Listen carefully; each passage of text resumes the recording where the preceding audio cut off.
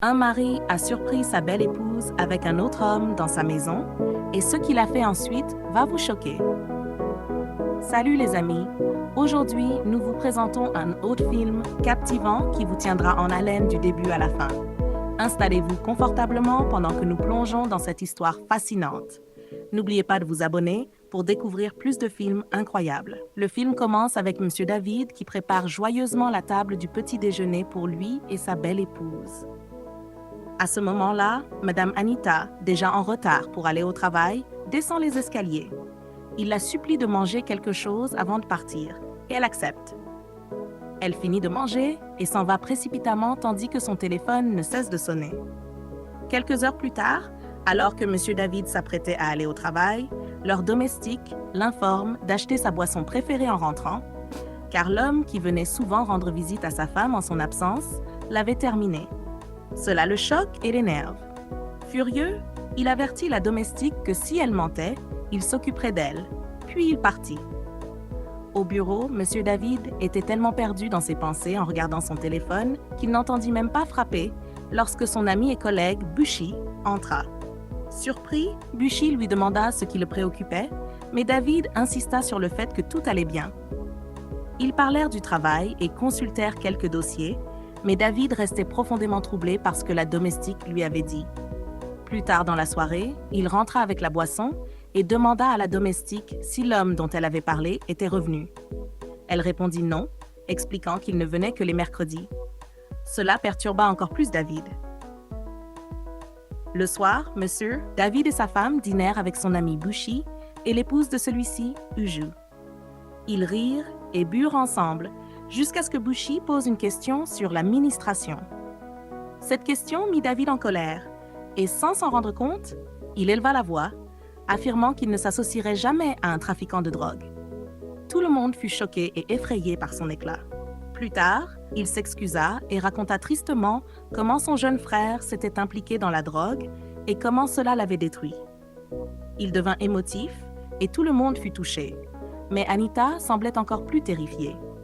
Le lendemain matin, Monsieur David se préparait pour aller au travail, tandis qu'Anita, assise sur le lit, semblait agitée. Il lui demanda quels étaient ses plans pour la journée, et elle répondit qu'elle n'en avait aucun. Mais lorsqu'il lui proposa de passer à son bureau pour le déjeuner, elle mentit rapidement, disant qu'elle devait rendre visite à une amie, mais passerait plus tard. Avant de partir, il lui demanda aussi pourquoi elle avait retiré 700 000 swads de leur compte commun. Elle mentit encore, prétendant que c'était pour l'assoébi d'une amie. Cela rendit David méfiant, mais il l'embrassa et partit. Plus tard dans la journée, on vit Anita agenouillée, en train de supplier un homme nommé Moff. Soudain, son mari David entra et attaqua immédiatement Moffy, qui s'enfuit. Furieux, David crut que sa femme le trompait. Anita pleura et supplia en disant que ce n'était pas ce qu'il pensait, mais il refusa de la croire. Il sortit pour chercher Moffy, mais ne le trouva pas. Soupçonneux, il interrogea le gardien, qui confirma avec peur que cet homme venait souvent à la maison. Le cœur de David se brisa, et il se sentit trahi par la femme en qui il avait le plus confiance. Ce soir-là, David rentra après avoir tenté de se calmer. Il refusa que sa femme le touche et se rendit directement dans sa chambre, laissant Anita en larmes. Le lendemain matin, Anita, désespérée, confia sa situation à Uju, qui fut choquée et inquiète. Elle conseilla à Anita d'avouer toute la vérité à son mari, mais Anita craignait qu'il ne lui pardonne jamais.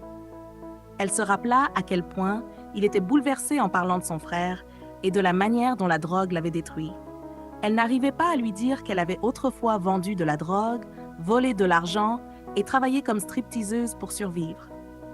Malgré tout, Uju insista pour qu'elle avoue, laissant Anita confuse et apeurée. Le lendemain matin, la domestique servit le petit déjeuner à Anita, mais celle-ci refusa de manger, disant qu'elle n'avait pas faim. Elle partit, laissant la domestique parler d'elle en mal derrière son dos. Plus tard dans la journée, Anita rencontra Moff dans un espace ouvert et le supplia, lui offrant un chèque de 5 millions de Naira pour qu'il cesse de la faire chanter avec une vidéo où elle dansait nue. Moffé accepta le chèque et promit de quitter le pays pour recommencer sa vie. Anita supprima ensuite la vidéo de son téléphone. Alors qu'elle s'en allait, Moff exigea un dernier câlin, sinon il reviendrait chez elle. Sans avoir le choix, Anita le prit innocemment dans ses bras, puis s'en alla, croyant être enfin libre, sans savoir que le pire restait à venir. Ce soir-là, M. David rentra du travail, furieux. Il donna une enveloppe à Anita, et lorsqu'elle l'ouvrit, elle fut choquée. Son mari avait engagé quelqu'un pour la suivre et il avait des photos d'elle dans les bras de Moffett. Anita se sentit humiliée et blessée. David, honteux et en colère, pensa qu'elle l'avait trompé et menti depuis le début. Déçu, il mit fin à leur mariage immédiatement, laissant Anita impuissante et brisée. Quelques jours plus tard, une Anita bouleversée se précipita chez Uju, en pleurs, expliquant que son mari n'était pas rentré depuis des jours et ne répondait plus à ses appels. Elle craignait que le mariage soit vraiment terminé, mais Uju tenta de la rassurer, lui disant que David reviendrait et la pardonnerait. Anita repartit légèrement consolée. Plus tard dans la journée, Anita rentra à la maison et trouva son mari dans la piscine avec une autre femme. Incroyable et choquée, elle resta immobile, sans voix. David sortit de l'eau et lui annonça ouvertement qu'il voulait divorcer. Anita, furieuse, laissa exploser sa colère et sa déception, convaincue que David la trompait depuis longtemps et qu'il n'attendait qu'une excuse pour le montrer. Malheureusement pour elle, David avait déjà pris sa décision. Il lui dit d'attendre l'appel de ses avocats, laissant Anita brisée et triste alors qu'elle courait chez son ami, qui la réconforta. Cette nuit-là, David, dépassé et perdu dans ses pensées, était seul lorsque Jasmine, sa nouvelle compagne, entra pour essayer de le mettre à l'aise. Mais David, n'ayant pas la tête à ça, la repoussa doucement et lui demanda de partir jusqu'à ce qu'il ait l'esprit clair.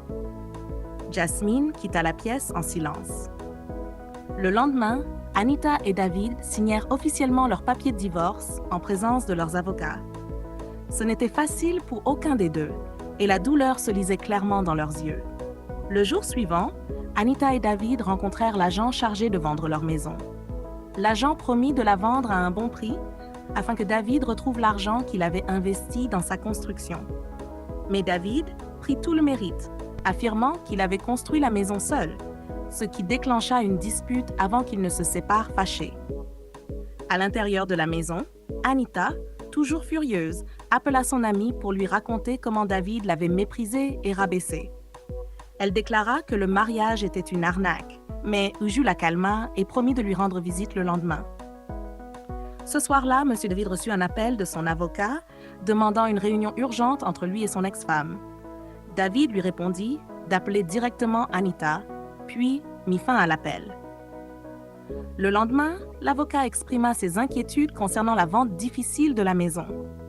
Les acheteurs potentiels se plaignaient que la maison était encore occupée, tandis que d'autres refusaient d'acheter une maison appartenant à un couple divorcé, affirmant que cela portait malheur.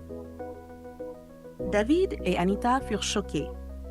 L'avocat leur conseilla de trouver des appartements séparés afin de libérer la maison pour les visites.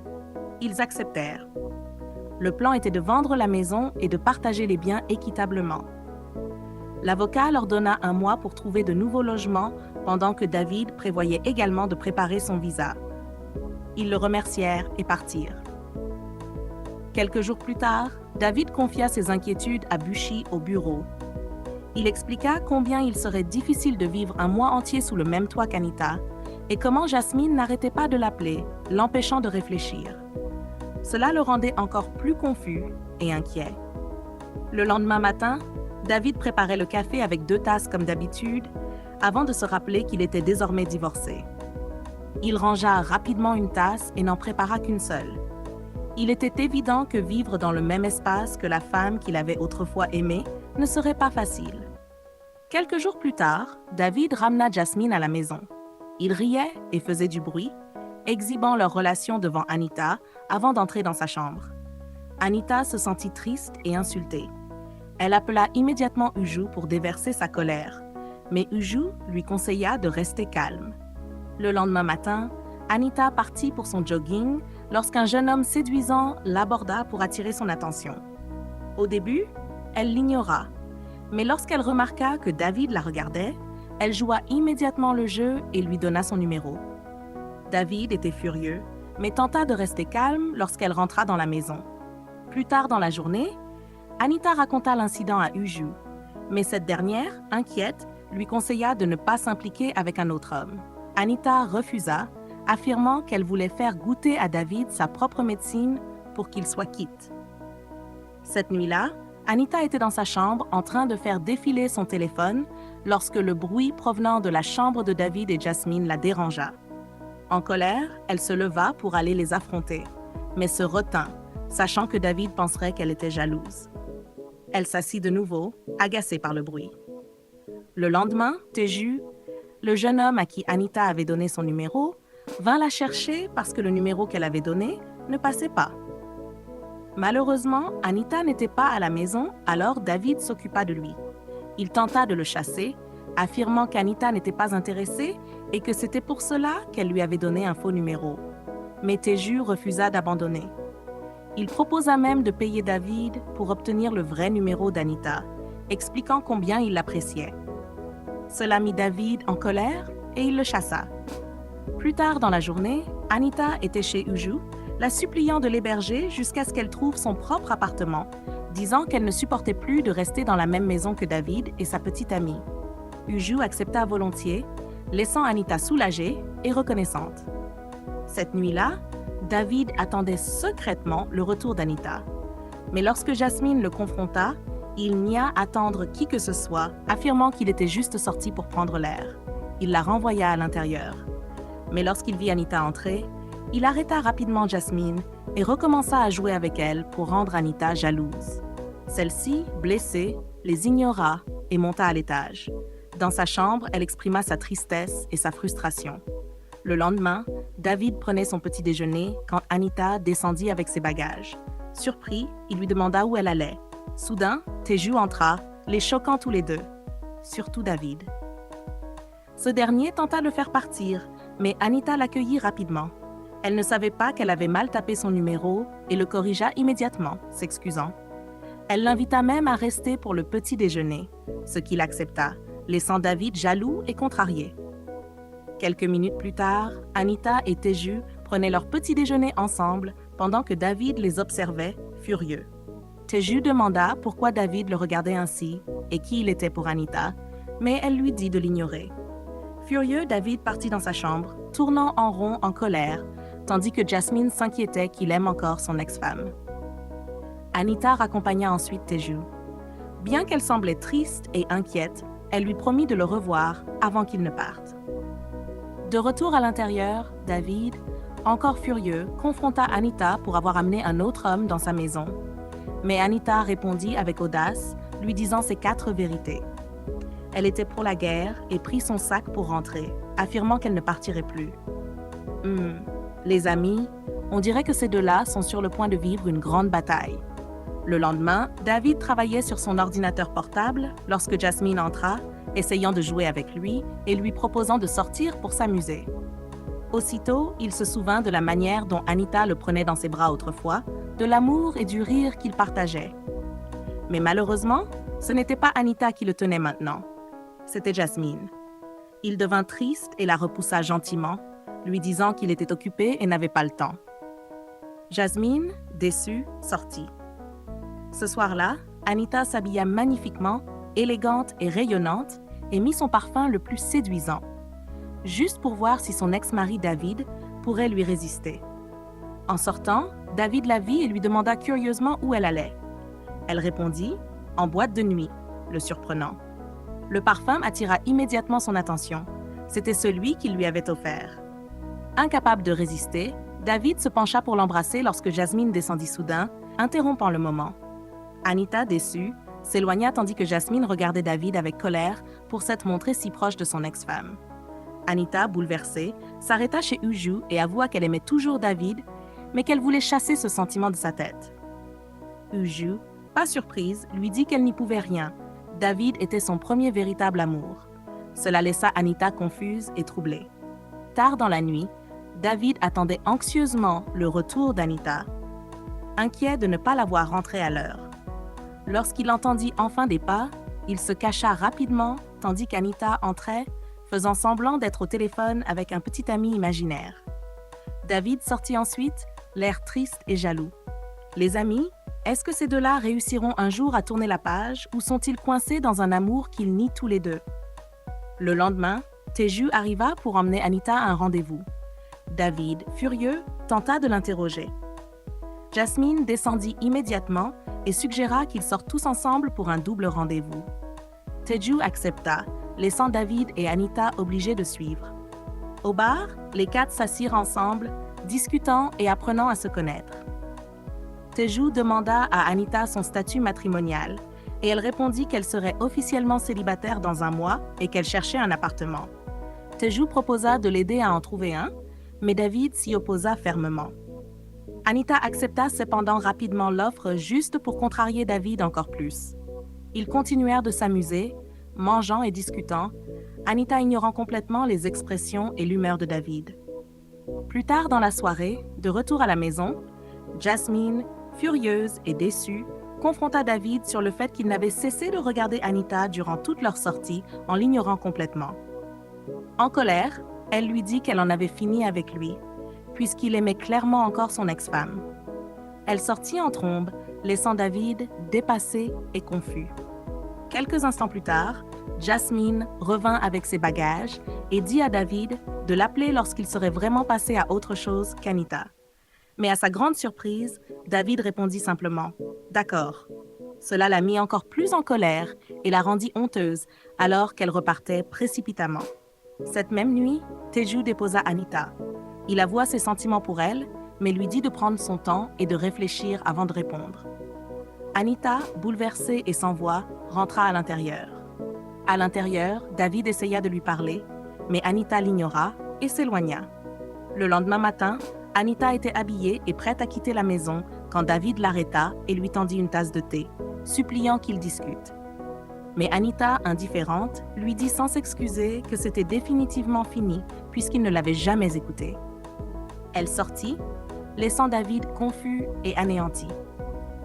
Plus tard, au bureau de David, ce dernier exprima sa frustration à son ami Bushi concernant la manière dont Anita se montrait avec Teju devant lui et combien il était difficile pour lui de le supporter.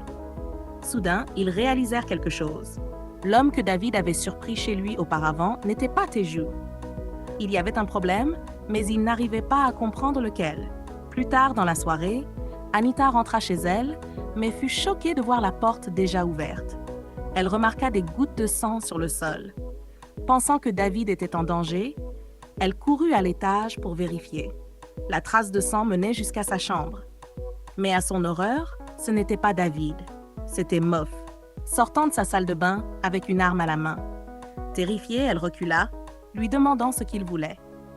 Moffet, blessé, se plaignit d'avoir tout perdu et d'être dans de graves problèmes, menaçant Anita. Juste à ce moment, David rentra tranquillement chez lui et se dirigea vers sa chambre, ignorant tout du danger. Quelques instants plus tard, la sonnette retentit. Il alla ouvrir et, à sa déception, c'était Teju. Teju remarqua immédiatement le sang par terre et les deux hommes coururent à l'étage vers la chambre d'Anita, écoutant silencieusement à la porte. À l'intérieur, Moffet menaçait Anita, lui ordonnant de lui donner les millions qu'il réclamait, affirmant qu'elle avait détruit sa vie et qu'elle paierait pour ça. Anita, effrayée, supplia qu'elle n'avait pas d'argent. Moffet exigea alors qu'elle couche avec lui à la place, la choquant en tentant de la forcer. Aussitôt, David et Teju firent irruption et attaquèrent Moff par derrière, sauvant Anita. Quelques instants plus tard, Moff fut attaché tandis que Teju appelait la police et David emmena Anita dehors. Quelques heures plus tard, la police emmena Moff sous les yeux de Teju et Anita.